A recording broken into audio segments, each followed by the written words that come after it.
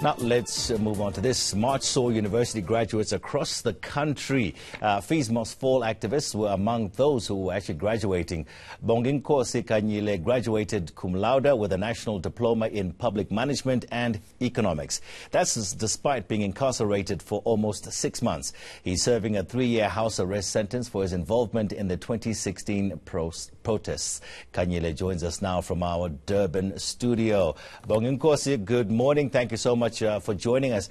Let's talk about the sentence that you actually received. 3 years under house arrest, and also you're ordered to submit yourself for rehabilitation programs and pay a 5,000 Rand fine. How is that going for you so far? No, thanks. And I'm happy to be here. No, it is going. I'm getting used to it. It's a community service of which I'm much involved in as ordered by the court, and of course some rehabilitation programs that also I'm subjected to. And so far I've been complying and doing all those things, of which I'm finishing them on 2022 February. Yeah. Okay, you had to get special permission to actually come to our Durban studios. You actually had to get special permission as well to leave your home where you are under house arrest to actually go to your graduation. Yes, definitely. When we speak of the house arrest, looking at it from the apartheid era until in the democratic dispensation, little changes have been made. There are little developments which have been invested in correctional services. The terms and conditions are still those ones of which were operating during the apartheid era. Because we speak today, part of the orders which come with house arrest is that you are not allowed to participate in any political activism. You are not allowed to be in any protest and so on and so forth. And when you live at home, you must be able to report where are you going. They grant you permission. You can't be outside the Durban district. You can't leave your province and so on and so forth. So those are conditions. But we've been working every time when I leave home. I have been consulting the correctional services in a form of writing a letter, then they give an approval, then I can be able to move. Okay, now you personally and other students sacrificed, it was time, yourself personally, your freedom at this point, to participate in that Fees Must Fall movement.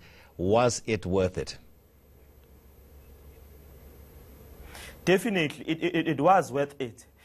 Remember, we were so deeply convicted with the idea. We had that idea of saying in South Africa there should be free, decolonized and decommodified education, whereby every child can have access to higher education as in and when they choose to, and those whom are academically qualifying.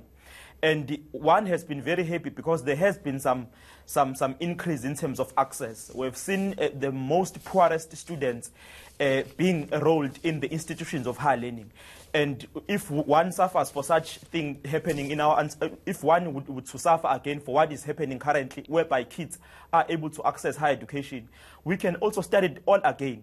So whatever happens to us, we know that for every revolution, there ought to be some casualties, and we are those casualties. If not us, then who should be a casualty? Okay, now listen, the Department of Education estimated that the total cost to property damage during the protests comes up to more than 600 million Rand. Universities, we know the hardest you hit university was the Northwest University. Do you feel in any way whatsoever you could have approached the way you protested differently?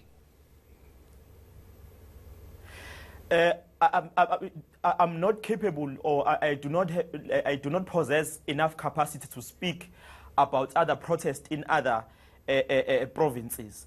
But where I was, there was no other way. The situation demanded that we ought to carry ourselves in that particular way.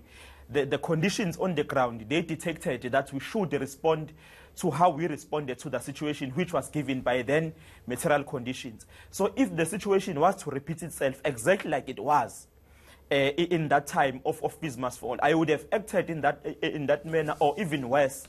Because remember, in our approach of Fees Must Fall, there was no ever a resolution of saying, now we have adopted means of violence. But we responded to a state violence on the ground to say, if you are putting violence on us, we are going to respond with violence, because the question of free education has to be delivered now, and we must push government to give us free education. Okay, lastly now, I know you've been accepted for a master's degree in social sciences as well. Well done for that.